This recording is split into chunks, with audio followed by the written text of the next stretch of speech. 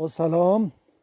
زنجره هست و حکایت های ادامه دارش. دوستان ملاحظه می‌فرمایید این یه انگور است حتی اکثر 10 سانت رشد کرده. بغلیش ماشاءالله به خوشه های انگور و شاخه های قد کشیدهش. تو با از چنین موارد کم نداریم.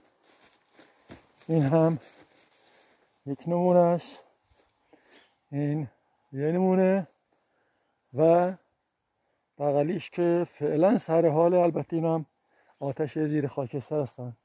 عرض کردم این انگورا چند سال درگیر زنجره مو هستن، آفتی که زیر خاک ریشه درختها رو میخوره در عرض چند سال و در نهایت بالغ میشه میاد برای تخم ریزی. الان بهترین زمان مبارزه با این آفت هست. بهتره کردها رو همینجوری که مشاهده میکنین حدود 10 سانت از خاکش رو بردارین، یه آبیاری سنگین بکنین. روز بعد با دوز سنگین سموم آفتکش های مثل پراید و کانفیدور همون و آفتکش هایی که مثلا برای مبارزه با کرم استفاده میشه قاطی کنین و مبارزه بکنین. این چند آفتی که عرض کردم من دیروز حدود 4 میلیون برای باغ خیلی کوچکم هزینه کردم.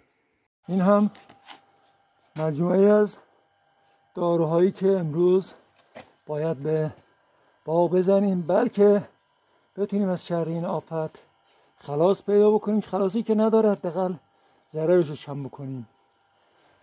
این بزرگواران میخوان مثلا کمکمون کنن برای مبارزه با زنجره. حالا برای سلامتی چه ضررهایی داره خدا میدونه.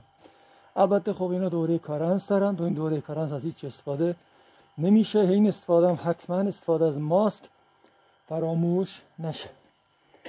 این هم قیمت هایی که هر روز که میری حداقل 10-20% گرونتر میشه و دوستان سمفروش هم که به هر حال زحمت تهیه و توزیع اینا رو به عهده میگیرن و حالا بقیه داستان.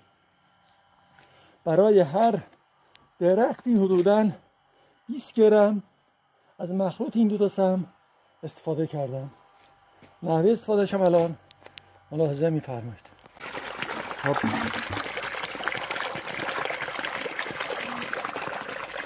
این مخلوط سم هست به اندازه مورد نیاز قاطی آب میکنیم.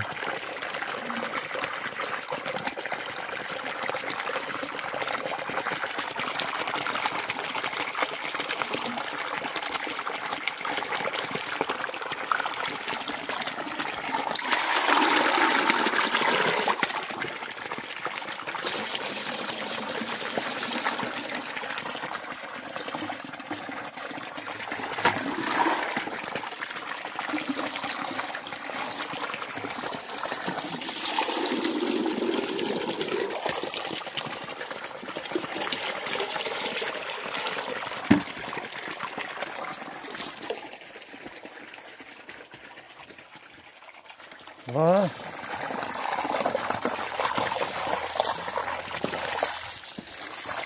حتما باید کرد همون دو طرفه باشه. هر دو طرف درخت همون هم آب و هم سم بخوره بشن.